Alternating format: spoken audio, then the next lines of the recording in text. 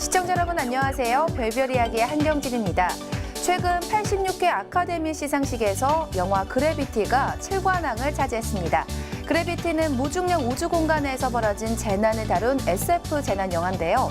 국내에서도 지난해 10월 개봉하면서 많은 사랑을 받았습니다. 그렇다면 그래비티 속 상황이 실제로 가능한 일일까요? 오늘도 우리들의 궁금증을 해결해 주실 이태영 교수님과 함께 이야기를 나눠보도록 하겠습니다. 교수님 안녕하세요. 네, 안녕하세요. 제가 봤던 우주 재난 영화 중에서 그래도 가장 그럴듯하게 만들어진 그런 영화였던 것 같습니다. 근데 이게 알고 보는 거하고 모르고 보는 거하고 틀린 것 같아요. 네, 당연히 다를 것 같은데요. 근데 이제 알고 보니까 자꾸 틀린 부분만 생각이 나가지고. 맞나요? 예상보다? 예, 그래서 실제로 보면은 이게 허블 우주망원경을 수리하던 중에 사고가 나가지고 이제 재난이 됐죠. 그러다가 이제 나중에 국제 우주정거장 쪽으로 내려와가지고 이제 구조되는 이런 게 나오거든요. 근데 허블 우주망원경은 지상에서부터 600km 이상 높은 곳에 떠 있습니다. 근데 이제 국제 우주정거장 ISS는 한 350km 정도 떠 있거든요. 두 국제 우주정거장하고 허블 우주망원경이 나란히 가더라도 두 위성의 거리가 300km 가까이 나요. 이게 쉽게 여기서 우주 위성을 통해서 이쪽으로 올 수 있는 상황이 안 되는 거예요. 그래서 그것도 좀 문제가 많고, 과학적으로 제일 문제가 되는 것 중에 하나가 뭐냐 하면 위성이 폭파되면서 그 파편이 국제 우주정거장을 이제 덮치는 거잖아요. 근데 허블 우주망원경을 덮쳤을 때보다 국제 우주정거장 더 아래쪽에 있는 걸 덮쳤을 때가 더 빨라졌어요. 근데 이 파편들이 빨라지면 지구의 중력에 반해서 빨라졌을 때는 원심력이 늘어나는 거거든요. 그러면 밑으로 내려오는 게 아니라 위로 올라가야 돼요. 그러니까 지구가 당기는 중력보다 빨라지니까 원심력이 늘어나겠죠. 그러면 이 파편들이 지구에서 또 멀어져야 됩니다. 근데 밑으로 내려오면서 점점 빨라지는 거예요. 그래서 땅으로 떨어질 때 빨라지는 건 이해하지만 도는 속도가 빨라진다는 것은 원심력이 늘어난다는 거기 때문에 멀어지는 거거든요. 그건 맞지 않는 거네요. 그렇죠. 그래서 이 파편들이 이 국제우주정거장을 덮칠 때 더 빨라졌다는 거, 그것도 말이 안 되는 부분이고, 또 이제 많이 나왔던 것 중에 하나가 이 여자 주인공의 머리가 무기력 상태에서 이게 중력이 없으니까 머리가 붕 떠야 되잖아요. 근데 이제 촥 가라앉아 있는 거, 이런 것들도 문제로 얘기하거든요. 하지만 실제로 뭐 우주에서 정확히 어떤 일이 일어날지는 뭐 우리가 경험해보지 못했기 때문에, 하지만 우주는 굉장히 지구와는 환경이 틀린 곳이고 굉장히 춥고 고독한 곳입니다. 그래서 어떠한 상황이 일어날지 모르는 곳이기 때문에 우주 개발을 할 때 상당히 주의하고 또 많은 조심을 해야 된다는 그런 경각심을 일러주는 영화로서 굉장히 잘 만들어진 영화인 것 같아요. 물론 사소한 오류들은 있지만 영화는 영화로 보면 되니까요. 아무튼 그래비티 우주 SF 영화가 이렇게 이 아카데미상에서 7개 부분이나 이제 그 상을 탔다는 거, 굉장히 우주 쪽을 공부하는 사람으로서 좋은 일인 것 같습니다. 축하드립니다. 네, 그러니까 그래비티 속에서 보면 그 현실과는 조금 다른 오류가 있긴 하지만 그래도 최대한 제일 현실감이 가득 담겨져 있다는 말씀이신 거죠? 네네. 네, 알겠습니다. 자, 그럼 지난 한 주에는 어떤 일이 일어났을까요? 별별 뉴스 시작하겠습니다.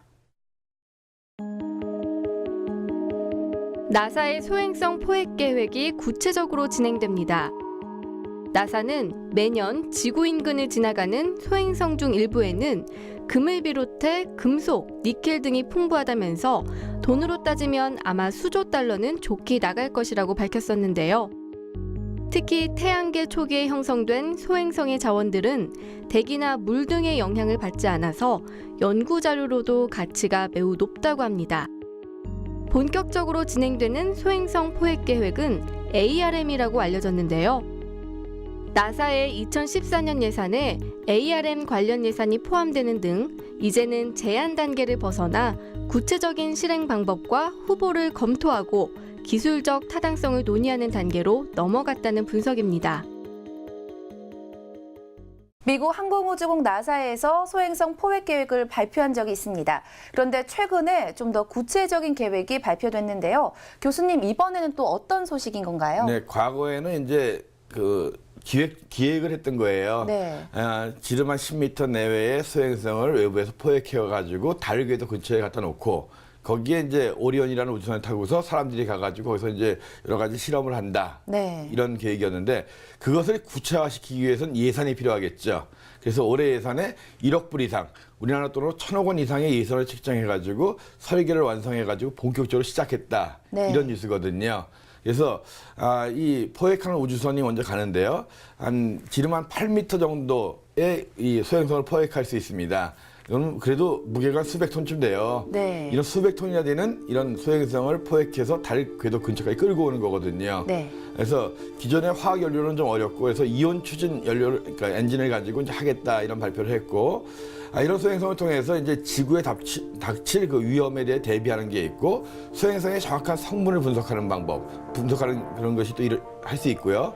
또 하나는 뭐냐면 그걸 자원화시키겠다는 것도 이제 계획이 있습니다. 네. 소행성을 광물 자원으로 이용했을 때는 또 엄청난 또 돈이 될 수 있기 때문에 네. 그래서 지구의 재난 방지를 포함해 가지고 여러 가지 이제 소행성을 자원화시키는 것까지 네. 그런 준비를 하는 건데요.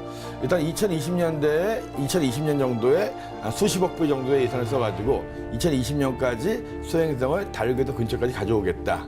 네. 그 다음에 이제 사람을 실은 오리온이라고 하는 우주선이 가가지고 그 소행성을 분석하고 그 소행성에서 또 여러 가지 이 무중력 체험도 하면서 소행성을 이용하는 방법도 연구하겠다 이런 계획이거든요. 그래서 과거에는 단순히 계획이었는데 이제 네. 드디어 올해부터는 1억 불 이상의 예산을 책정해가지고 본격적으로 소행성 포획 계획이 시작됐다. 그래서 네. ARM이라고 해가지고 Asteroid Redirect Mission 이 미션이 본격적으로 시작됐다는 그런 네. 뉴스였습니다.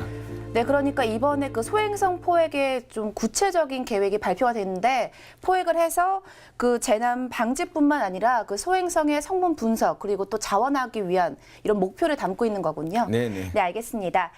별별 뉴스에서 다음 시간에 전해드릴 새로운 소식도 기대해 주세요.